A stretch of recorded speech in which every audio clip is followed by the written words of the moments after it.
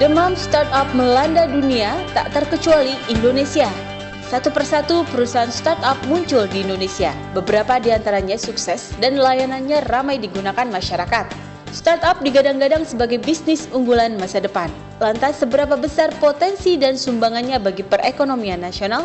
Apa saja langkah pemerintah dalam mengembangkan startup? Berikut penjelasan Wakil Ketua Badan Ekonomi Kreatif Ricky Joseph Pesik. Menurut saya istilah startup bisa dikelompokkan.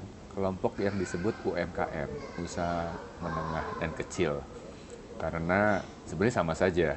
Hanya saja istilah startup ini dipopulerkan oleh UMKM yang berbasis ide-ide teknologi, ya kan. Kita nggak bisa bilang Indonesia saja. Pertanyaan yang Anda pertanyakan tadi itu seharusnya dipertanyakan kepada seluruh dunia kondisinya. Kita tahu bahwa dari awal ya, industri startup yang berbasis teknologi ini, mereka ada istilah yang dikenal dengan Valley of Death. Jadi tingkat keberhasilannya tuh rendah di seluruh dunia.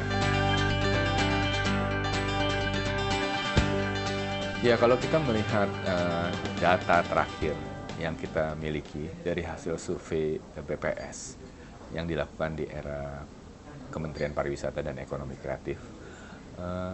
Tapi itu sudah cukup lama ya, baseline-nya mungkin 2010 ya, angka survei.